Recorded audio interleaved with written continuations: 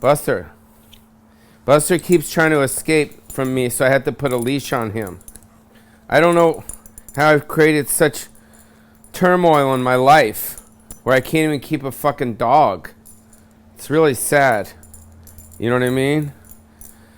You know, like, if this dog can speak English and someone would stop by, he would probably say, "Get me the fuck out of here." You know? But he doesn't. I just hope there's never Google Translate for dogs. Because if that were the case, it would be pretty bad shit. I can't even figure this shit out. What's up, guys? You know, I've been thinking a lot about decisions I've made in my life. You're mine, man! So I've been thinking a lot about decisions I've made in my life. You know, I make a lot of my decisions based off of, you know, my heart and not my head. Let me say that again. I based a lot of decisions based off of my heart and not my head. I sometimes react, you know, instead of think about it more. So I put myself in a very peculiar place. I've isolated myself from my friends, from women, from family members. And the only reason why I haven't isolated myself from my dog is because he's a dog and he can't leave me. Which is why I got him on a leash, because the door's open, and anytime the door's open, what does he do? He just fucking takes off, you know? A lot of the times, like, I'll meet a girl and we'll go on dates and we'll hang out and I'll get to meet their parents and all that stuff, and all of it, she starts liking me, and then I just kind of recoil. I don't know how to let love in, you guys. I just don't, you know? And then, which is kind of why I put myself in the situation that I put myself in, which is just being by myself, you know? Woe is Wiez, man. Just woe is Wiez is what I'm saying, you know? You know? It's funny. A lot of people think people, like, are surrounded with so many people, when in actuality, we're not surrounded with anyone. We go home and we're by ourselves. And even when we're in relationships and even when we're married, we're also by ourselves. There's a lot of people that are married. I know. I have my friend Steve. He's been married to his wife for about 6 years. And he tells me every night he's lying there next to her and he feels like a fucking corpse. You know? The word is gratitude. You know, I know it's hard for people to say, but gratitude is the word that comes to mind where oh, look, Buster's sitting now. That's good. He's relaxing. Maybe he's playing a game where he's going to just take off. I let go of the leash. Look, there's no leash. You know, it's very easy. You know, it's very easy to go into victim mode. Do you know what I mean? Buster, you okay? And I don't know if you guys know what victim mode is, but it's basically, you know what? I might do a shot of tequila right now. And I don't really drink. You know, I'm starting to feel what? Woe is Wiez, bro. Whoa. That should actually be the title of this particular rant. Woe is Wiez, bro. Woe is Wiez.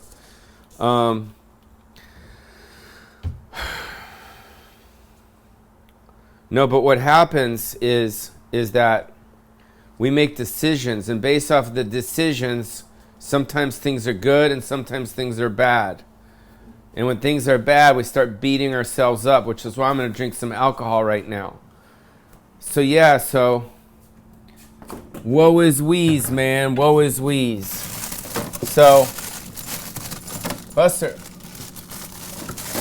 So, just based off of even a decision not to have a real ice machine in my thing, I got to go like this to get some ice in the thing. You know what I mean? Which is fucking ghetto ass motherfucking ratchet, ain't it, bitches? But yeah. So I'm gonna sit here and just drink my sorrows with the decisions that I've made.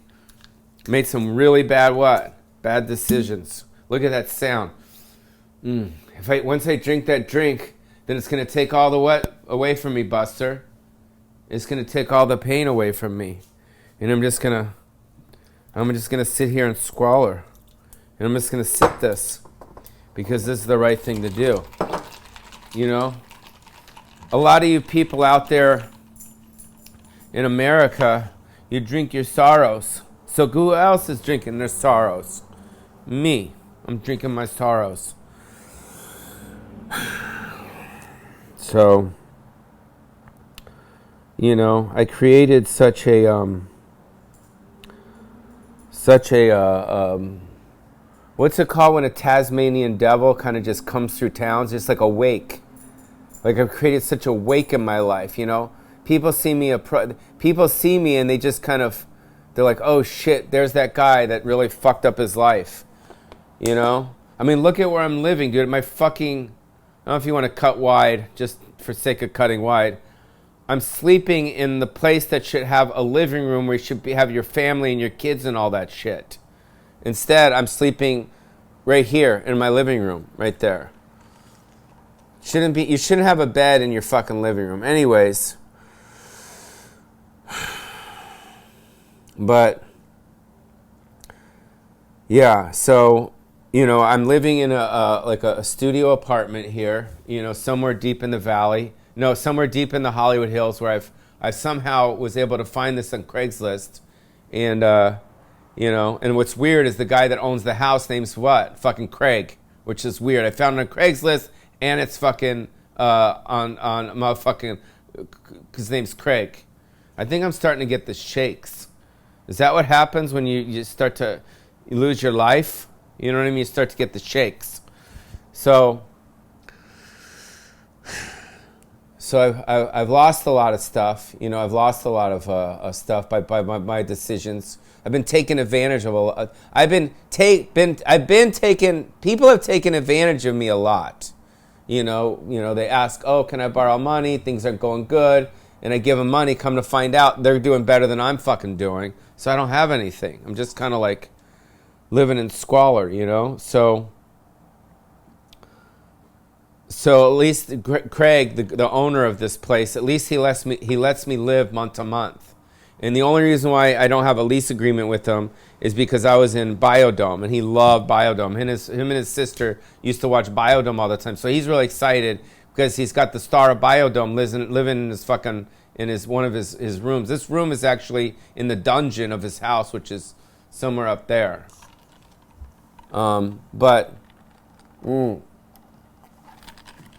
How dry I am to keep you inside and learn how to hide your feelings.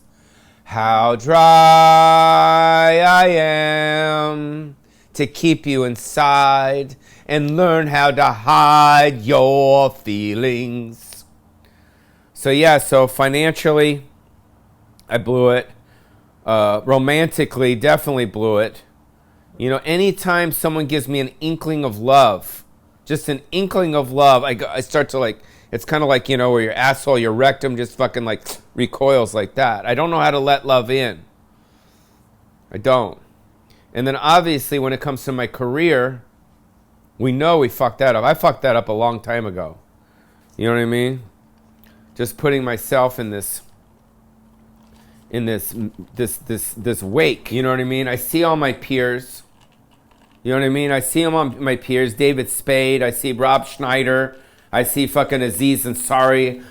Oh shit, sorry you guys. How dry I am. Keep you inside and learn how to hide your feelings. I'm just gonna drink my sorrows, dude, because that's what you guys do too when things aren't going what? Things aren't going well.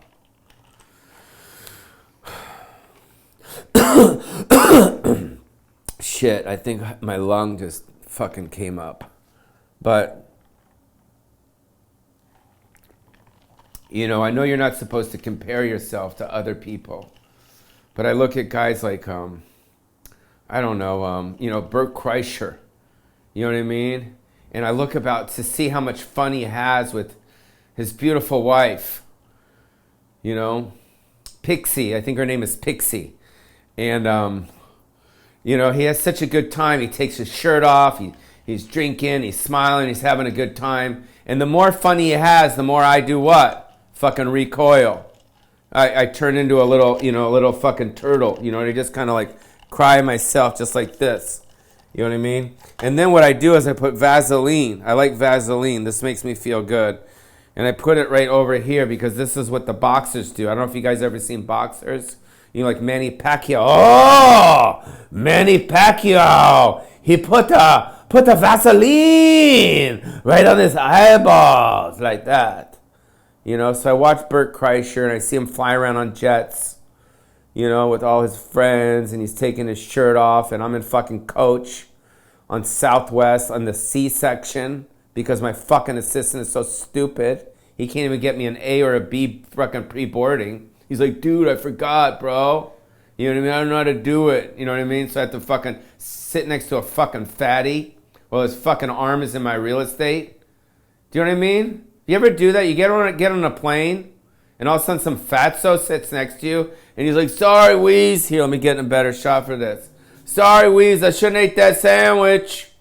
Or you think just the one sandwich is the one that got your fat fucking arm in my real estate? What about all your fucking excess of fucking eating, bro? Now that I think about it, I'm sick of secondhand shit. Do you know what I mean? Are you guys fucking sick of secondhand shit? Now I'm getting fucking pissed. I don't know if you guys know what secondhand shit is. Basically, you leave your house and you're dealing with people's secondhand shit.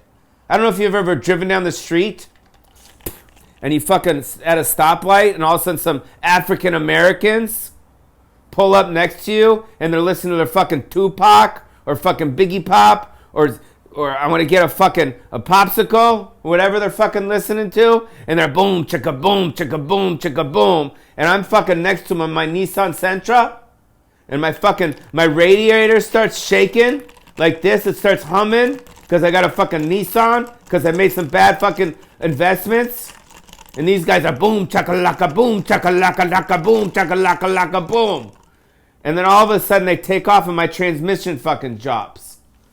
Huh?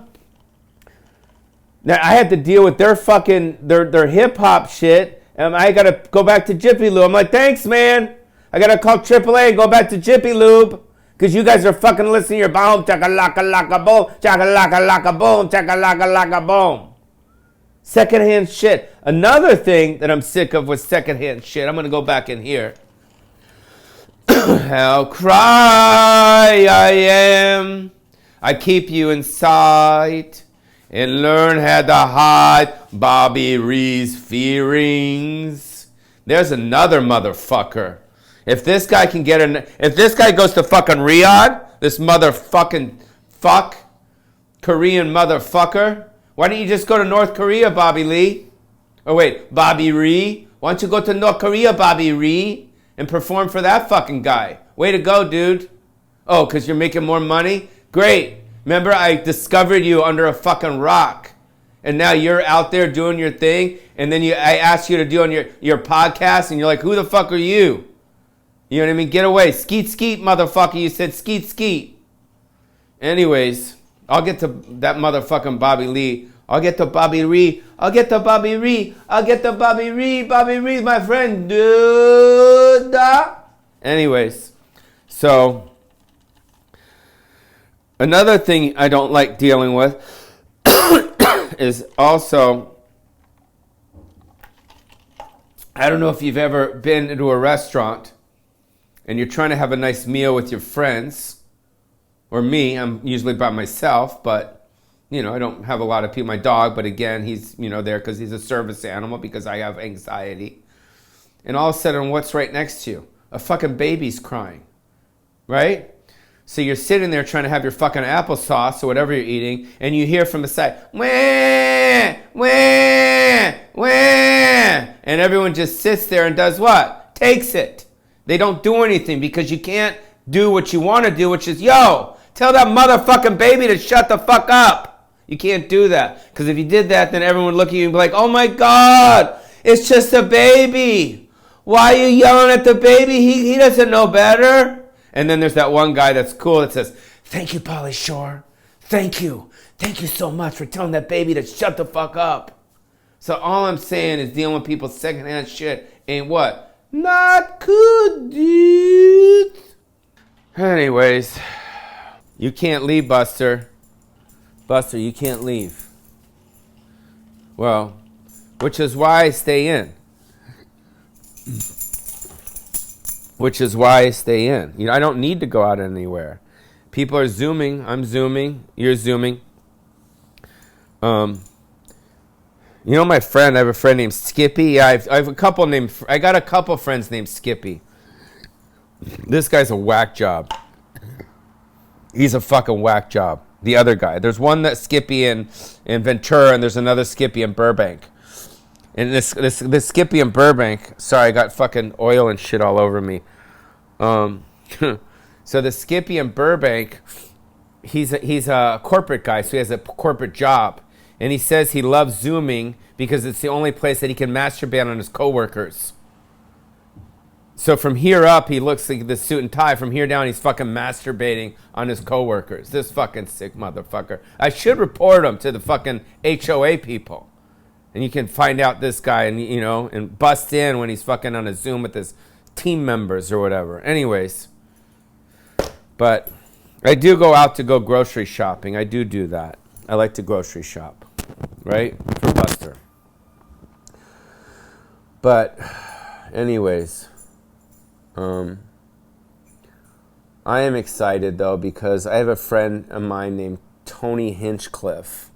Tony Hinchcliffe is a very, very popular comedian. Another guy that's doing way better than me, and he's living it up out there in Austin, Texas. And I was working that club for a while. It was called the Comedy Mothership, but I got banned actually because I was I don't know, I was pop locking in front of the club. You know, I like to pop lock. You know me, I like to pop lock like that shit.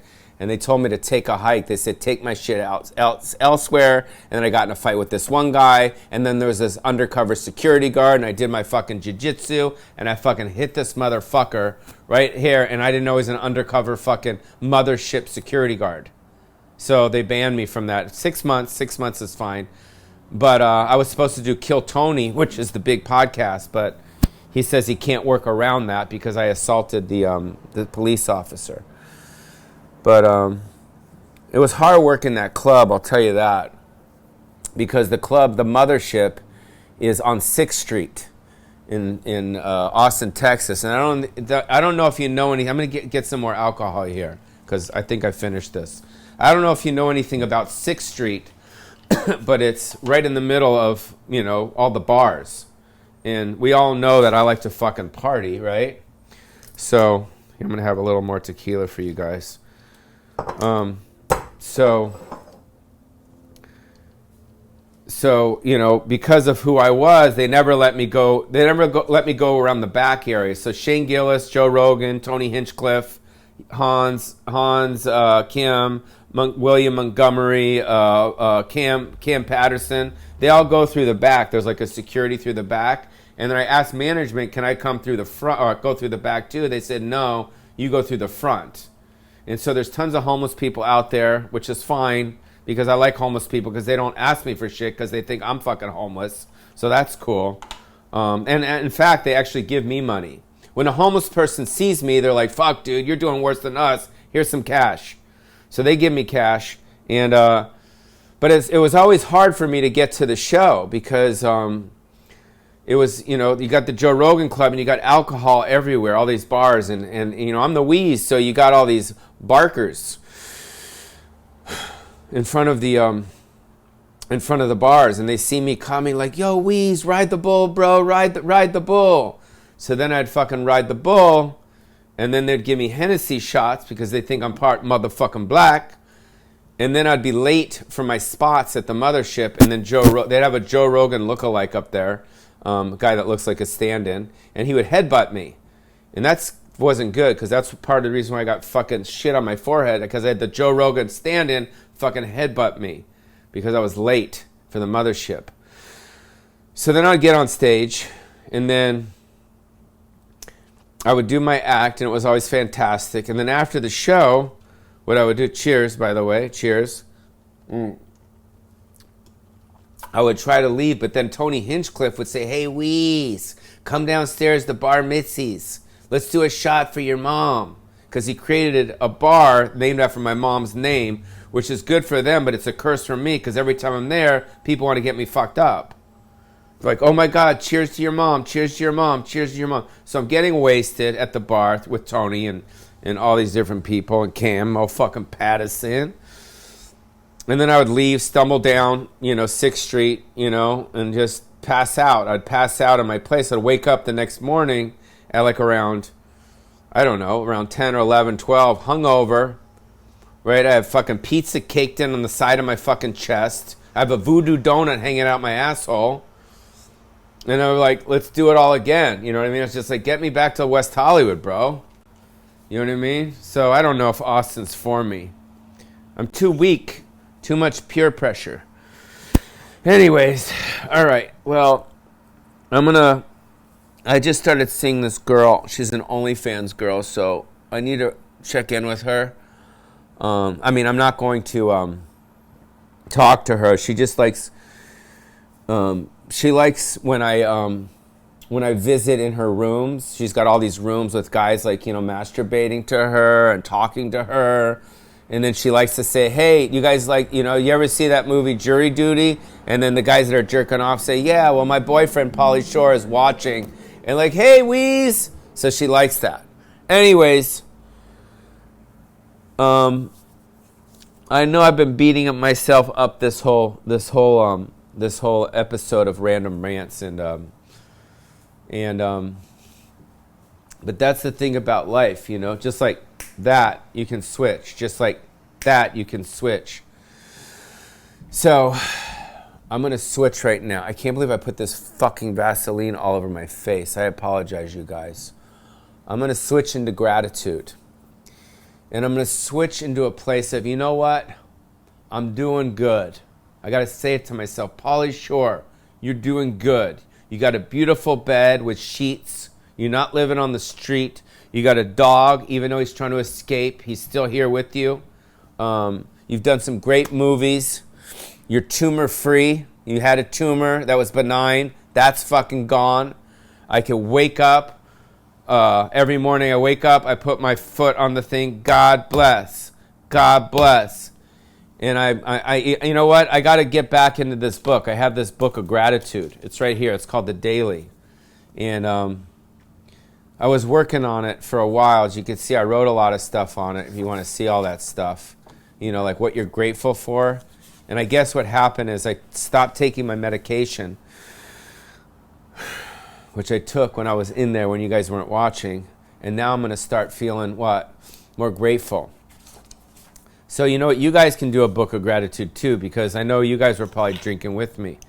So it's basically a book that says, what are you grateful for? And then it says, things I need to do today. And then things I need to do in my life. And then what's my mantra today? So when I was doing this, I wasn't drinking alcohol. I was drinking carrot juice and celery juice. So you know what? I'm going to switch back to that stuff. I'm going to throw this alcohol out. I don't need it, right, Buster? I don't need it. And I'm going to go back to my carrot juice. Or no, my orange juice. And there's no alcohol in here. Oh, no, here's my carrots. Yeah, see that, you guys? That's called a switch. That's called shifting. That's called shifting Lazar. Shifting. That's what I did in this particular rant episode. I shifted. Buster, hey, where you going? Stay close. Here. Buster, here. Up. Buster, up. Buster, up. Here. Buster, up. Anyway, that's good. It just happens like that.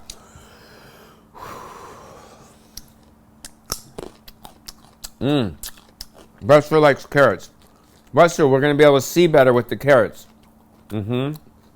Anyways, I feel better. I got my book of gratitude. You get your book of gratitude. Find me on the road. Pauly Shore's alive. I'm okay, guys. I'm not going to beat myself up anymore. I like my bed. In fact, I'm going to lie in my bed with my dog Buster. Buster, up. Come on. Up. Come on. Up, Buster. Mommy, Buster. All right. We'll see you guys next time on Random Rants. Coming to a blah, blah, blah. Near you. Bye. Mwah.